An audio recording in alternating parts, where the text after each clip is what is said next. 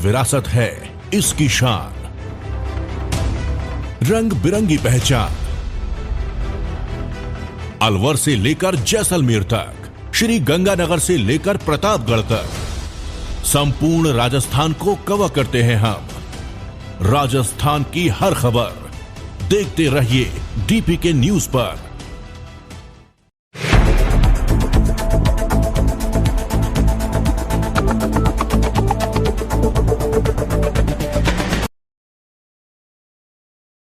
नमस्कार, state news bulletin में आपका स्वागत है। मैं आपके साथ हर्ष चौधरी।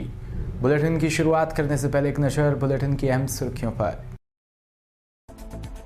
आईएएस टीना डाबी ने जैसलमेर के लोगों के लिए लिया कड़ा फैसला, पाकिस्तान लोकल सिम के उपयोग पर लगाया प्रतिबंध। जोधपुर में अंतर्राज्यीय वाहन चोर गिरोह का पर्दाफाश, 2 करोड़ रुपए के वाहन किए जब्त।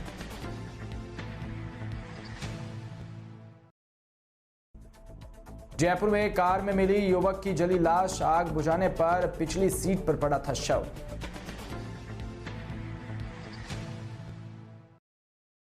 और खबरें विस्तार से। राजस्थान के जैसलमेर की कलेक्टर टीना डाबी ने जैसलमेर के लोगों के लिए कड़ा फैसला लिया है। यह फैसला उन लोगों को ज्यादा प्रभावित करेगा जो सीमा के पास वाले इलाके में रहते हैं। राजस्थान के जैसलमेर जिला कलेक्टर व जिला मजिस्ट्रेट टीना डाबी ने एक आदेश जारी कर भारतीय सीमा के भीतर पाकिस्तान लोकल सिम के उपयोग पर प्रतिबंध लगा दिया। राष्ट्रीय सुरक्षा पर आशंकित खतरे के दृष्टिगत दंड संहिता 1973 की धारा 144 के अंतर्गत प्रदत्त शक्तियों का प्रयोग करते हुए कलेक्टर ने यह आदेश जारी कर दिया। यह आदेश अब अगले 2 महीने तक प्रभावी रहेगा। आदेश के मुताबिक जैसलमेर जिले से लगने वाले पाकिस्तानी इलाके में लगे मोबाइल टावरों का नेटवर्क भारतीय सीमा के अंदर 3 से 4 किलोमीटर आने लगा है। पाकिस्तानी लोकल सिम से पाकिस्तानी नेटवर्क के जरिए आसानी से संपर्क किया जा रहा है। ऐसा होना राष्ट्रीय सुरक्षा के लिहाज से खतरे की घंटी है, इसलिए पाकिस्तानी लोकल सिम के उपयोग करने पर बैन लगा दिया। जिला मजिस्ट्रेट टीना डाबी की तरफ से जारी किए गए आदेश के बाद अब कोई भी पाकिस्तानी लोकल सिम का इस्तेमाल नहीं कर सकेगा। जो भी शख्स कलेक्टर टीना डाबी के इस आदेश का उल्लंघन करेगा उसे जेल की हवा खानी पड़ेगी। जोधपुर से खबर, जहां पुलिस कमिश्नरेट की एयरपोर्ट थाना पुलिस ने एक अंतर्राज्यीय वाहन चोर गिरोह का पर्दाफाश करते हुए उसे 2 करोड़ रुपए के वाहन जब्त किए, जिनमें 11 लग्जरी कार वाहन और 2 बाइक शामिल है। इस पूरी कार्रवाई में 27 वाहन चोरी की घटनाओं का पर्दाफाश किया।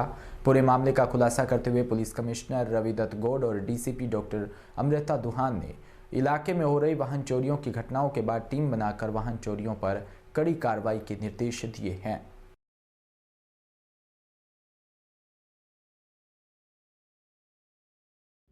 अधिकारी एसीपी और एडिशनल डीसीपी नाजिम वगैरह प्रयास कर रहे थे, क्योंकि शहर में कुछ दिनों से चौपहिया वाहनों की और दुपहिया वाहनों की काफ़ी चोरियां हो रही थी।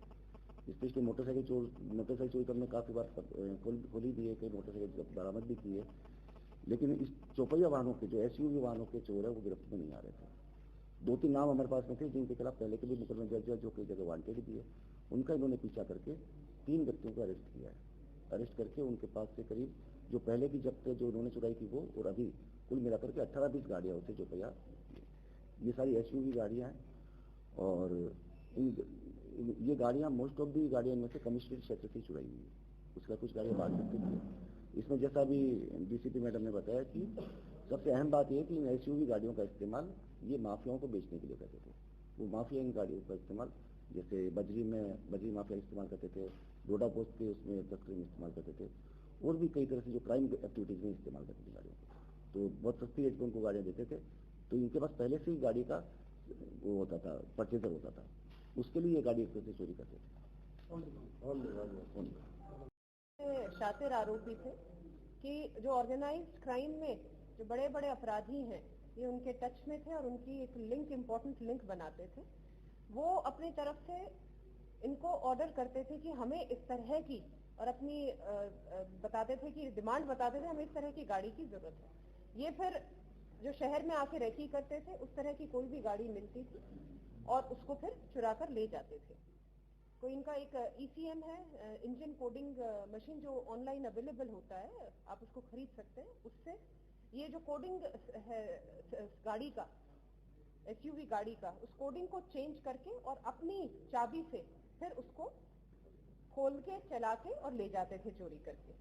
ऐसे ही हमने लगभग 2 करोड़ के लगभग की हमने गाड़ियां इसमें हमने वापस रिकवर की है और उसमें अधिकतर जो एसयूवीज स्कॉर्पियो हैं और भी हमने 27 लगभग अब तक की जो इंटेरोगेशन पूछताछ है उसमें इन्होंने 27 ऐसी वारदातों का खुलासा किया है, जिसमें अभी भी कई क्षेत्र में अभी भी ये वांटेड है। ये मेनली जो इनका था वो जोधपुर, बाड़मेर, सिरोही, गुजरात, ये इन जगह पर जाकर और ये चोरी कारित करते थे एसयूवी की। ये सारे शातिर अपराधी हैं और इनमें से कुछ के तो ये यहाँ पे तीनों के इनके इनाम भी घोषित किए जा चुके थे कमिश्नरेट द्वारा। ये काफी दिनों से, काफी समय से ये वांछित थे और ये जो टीम है उसने अत्यधिक बहुत सराहनीय प्रयासों के बाद इनको गिरफ्तार किया। एक बात और, मकराना में कल रात जयपुर से चलकर जैसलमेर की तरफ जाने वाली शालीमार एक्सप्रेस रात 8 बजे जैसे ही मकराना प्लेटफॉर्म पर पहुंची तो यात्री चाय लेने के चक्कर में प्लेटफॉर्म पर उतरा और वापस चढ़ते समय उसका मोबाइल नीचे गिर गया। यात्री जैसलमेर की तरफ जा रहा था, जिसका नाम भगवती प्रसाद घटाल, खुर्जी जिला, बुलंदशहर, यूपी बताया। मोबाइल का कुछ समय बाद उस यात्री को पता चला, लेकिन ट्रेन वहां से निकल चुकी थी। मोबाइल एक शराब पिए हुए व्यक्ति को मिला। फिर वो मोबाइल गुमान सिंह के हाथों आया, जिस पर गुमान सिंह ने मोबाइल के मालिक से बात कर उससे अपनी आपबीती बताई। तो उसने बोला कि मैं सुबह 4 बजे वाली ट्रेन से जोधपुर आ रहा हूं। तो मैंने सुबह 7 बजे जीआरपी चौकी इंचार्ज नरपत सिंह राठौड़ व कांस्टेबल शैलेंद्र सिंह राठौड़ की मौजूदगी में मोबाइल मालिक को सुपुर्द किया, जिस पर मोबाइल मालिक ने जीआरपी चौकी इंचार्ज की ईमानदारी के सराहना करते हुए धन्यवाद दिया। चूरू में जिला मुख्यालय स्थित रेलवे कॉलोनी बेकुंड मुक्तिधाम में पक्षियों के लिए पक्षी घर बनाया। इस मौसम में पक्षियों के लिए काफी उपयोगी साबित हो रहा है। चूरू की सर्दी अपने आप में एक अलग महत्व रखती है। जैसे जैसे सर्दी बढ़ रही है, सर्दी को देखते हुए पक्षियों की तादाद भी काफी बढ़ रही है। सुरक्षा के नजरिए से देखें तो पक्षियों के लिए सबसे सुरक्षित स्थान नजर आता है। इस सीजन में कई नई प्रजातियों के पक्षी भी नजर आए, जो अपना बसेरा इस पक्षी गृह में कर रहे हैं। नई प्रजातियों के पक्षियों को देखने के लिए काफी लोग सुबह के समय यहाँ एकत्रित होते हैं और मुक्तिधाम संचालक श्री रुक्मानंद भाकर के अनुसार इस बार पक्षियों की तादाद भी बड़ी है। वो कई नई जाति के पक्षी भी दिखाई दिए हैं।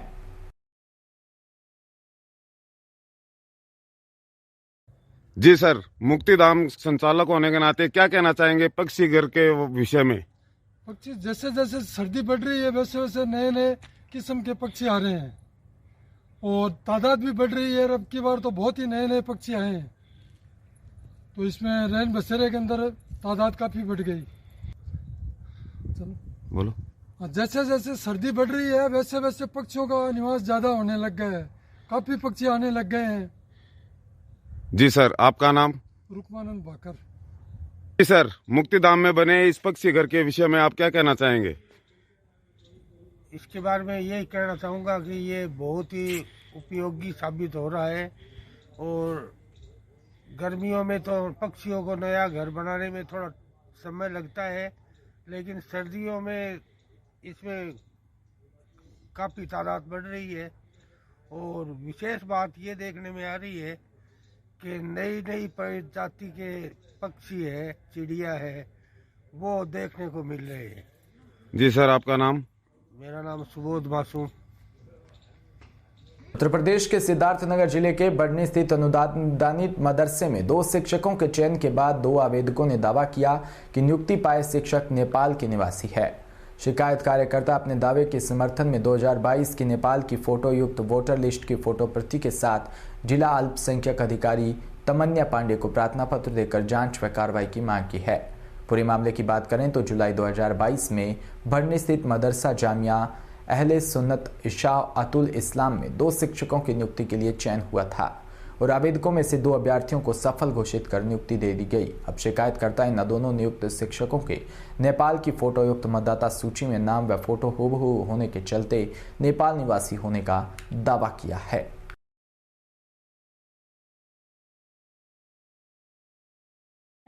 अब्दुल रहीम मेरा नाम है, मैं बलरामपुर डिस्ट्रिक्ट का रहने वाला हूं। आज आप लोग यहाँ सिद्धार्थनगर में कोई शिकायती पत्र दिए हैं, क्या है? जी, जिला अल्पसंख्यक कल्याण अधिकारी को हमने एक शिकायती पत्र दिया है, जिसमें यह दर्शाया गया है कि जिन लोगों की नियुक्ति हुई है वो लोग विदेशी हैं और उनका नागरिकता और प्रमाण पत्र, निर्वाचन नामावली, सब कुछ हमने उनको दस्तावेज दिया है। और कौन लोग हैं जिनके बारे में आप ये बता रहे हैं कि अजमत अली और मुजीब अशरफ, जो चयन समिति ने इनको चयनित करके इनका फर्जी डॉक्यूमेंट्स बनवा करके और इनको चयन किया है। किस पद पे इनका चयन हुआ? आलिया की सहायक आलिया के पद पर इनको चयन किया गया है। इनके कोई डॉक्यूमेंट आपने दिए, क्या दिया है? जी, इनके निर्वाचन आयोग के नामावली में जो फोटो युक्त आधार वो है निर्वाचन आयोग से, वो हमने इनको दिया। क्या आपको लगता है गंभीर मामला? जी, गंभीर है ये। इंडिया का रहने वाला नौकरी ना पाए और नेपाल के लोगों को नौकरी दिया जा रहा है। क्या चाहते हैं आप लोग? हम लोग चाहते हैं कि इनकी नियुक्ति रद्द की जाए और इंडिया के लोगों को नियुक्त किया जाए। क्या चयन प्रक्रिया को रद्द कराना है? क्या चाहते हैं? चयन प्रक्रिया भी रद्द हो और चयन प्रक्रिया के लोग भी इसमें गलत किए हैं, इसलिए उनको भी सजा मिलनी चाहिए। क्या चयन समिति के ऊपर आरोप लगा रहे हैं क्या? जी, चयन समिति जानबूझ करके ये सारा काम किया है। सर, मेरा नाम गुलाम मोइनुद्दीन है। मैं ज़िला सिद्धार्थनगर का रहने वाला हूँ। शौरतगढ़ विधानसभा का निवासी हूँ, ग्राम धनौरा मुस्ताकम। और ये हम लोगों का ये मामला जो है सर, जामिया अहले सुन्नत इशातुल इस्लाम बढ़नी सिद्धार्थनगर, जो बॉर्डर पे है नेपाल के, वहाँ पर एक नियुक्ति का ऐलान हुआ, जिसका विज्ञापन निकला। उस विज्ञापन के मुताबिक हम लोगों ने आवेदन किया नियुक्ति के लिए, तो उसके बाद हम लोगों का कोई रिजल्ट का पता नहीं चला। मैनेजमेंट कैसे क्या करती है कुछ भी किसी ने बाखबर नहीं किया। महीना 1.5 महीने के बाद पता चला कि 2 लोगों की नियुक्तियां हो चुकी हैं, आप लोग अब क्या इंतज़ार कर रहे हैं।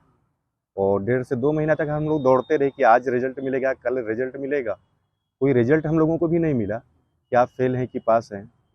और उसके बाद पता ये चला कि उन लोगों ने 2 ऐसी नियुक्तियाँ की जो नेपाल के बाशिंदे हैं, जिनके छायाप्रति प्रमाण पत्र के साथ हम लोगों ने आज ज़िला अल्पसंख्यक कल्याण अधिकारी महोदय जी को पेश किया अपनी दरखास्त को। अब हमारा ये निवेदन है कि महोदय अल्पसंख्यक कल्याण अधिकारी इसकी कृपया जांच करवाएं। जांच करवाने के साथ साथ उनकी नियुक्तियों का निरस्त, अगर कानूनन जुर्म है तो उनकी नियुक्तियां निरस्त की जाए और हम पीड़ितों की बातों की सुनवाई की जाए। और किस पद पे आपके यहाँ चयन हुआ? अजमत अली, और पद जो है नायब आलिया है। यहाँ पे अभी कब आपकी नियुक्ति हुई? उसी अगस्त में हुआ उसमें।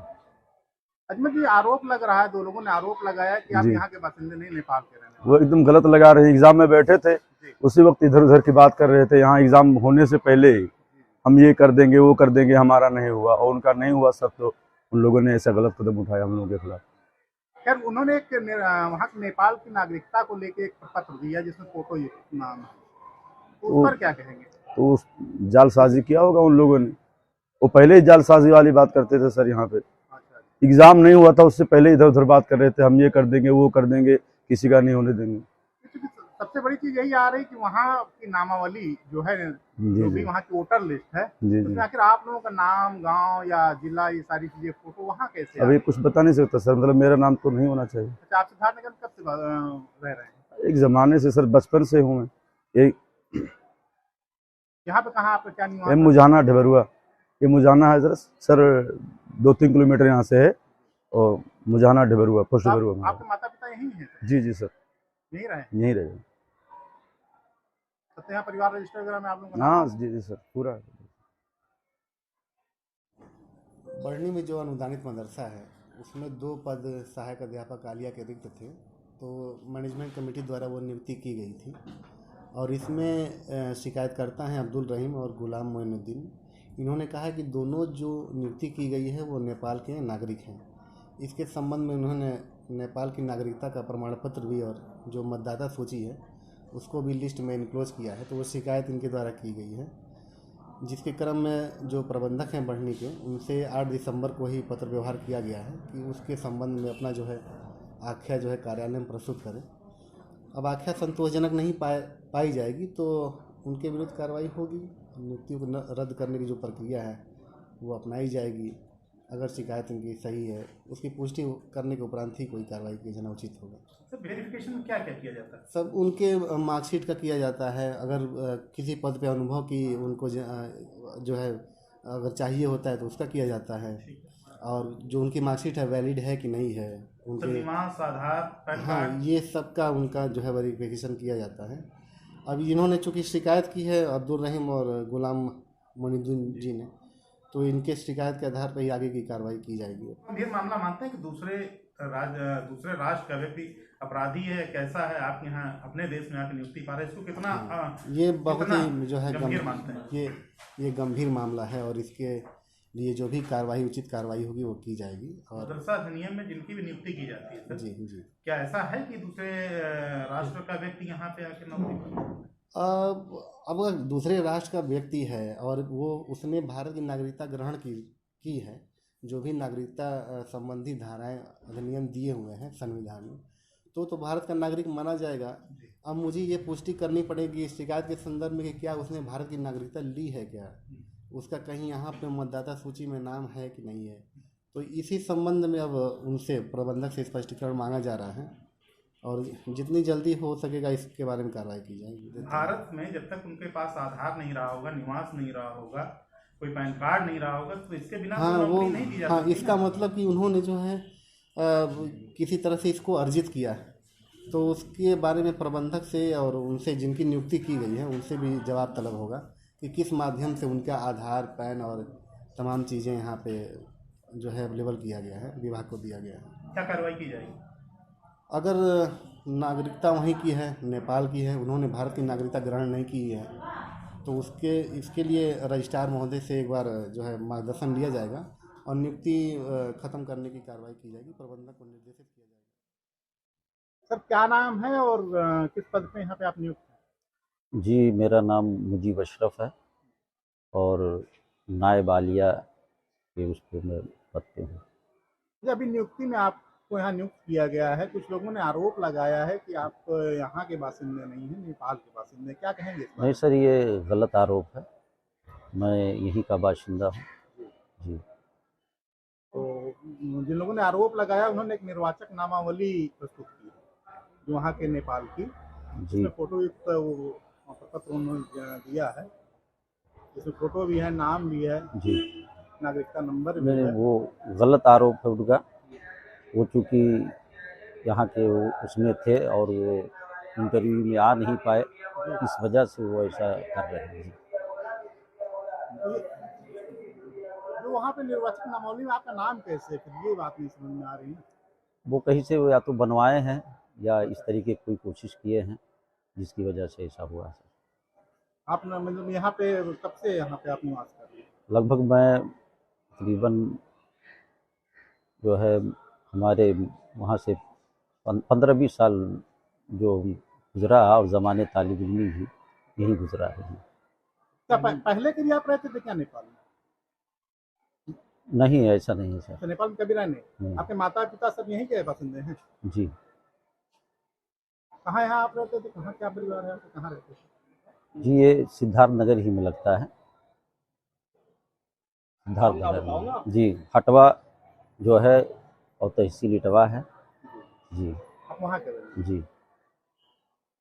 जिन लोगों ने आरोप लगाया है उनके आरोपों पर क्या कहेंगे?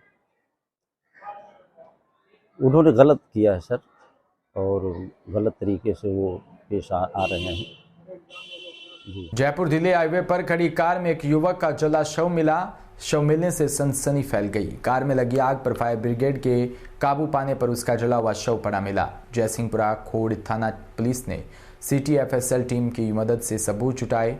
मृतक की पहचान नहीं होने पर शव को पोस्टमार्टम के लिए हॉस्पिटल की मोर्चरी में भिजवाया गया। पुलिस ने हत्या कर कार को आग लगाने की बात से इनकार नहीं किया। पुलिस मृतक की पहचान के साथ ही मामले की जांच में जुटी है।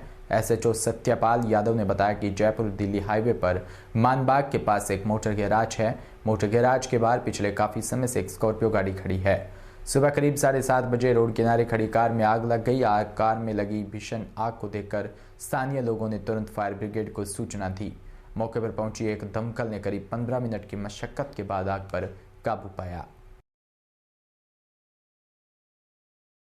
बाड़मेर के सिवाना में मानव सेवा संस्थान की ओर से शुक्रवार को प्रदेश महामंत्री भगाराम मेघवाल के नेतृत्व में नगरपालिका में नवनियुक्ति प्रथम अधिशासी अधिकारी सुरेश जिनगर का साफा दुपट्टा व प्रतीक चिन्ह प्रदान कर अभिनंदन किया। ब्लॉक अध्यक्ष गणपत चौधरी ने अधिशासी अधिकारी को संस्था द्वारा किए जा रहे कार्यों से अवगत करवाया।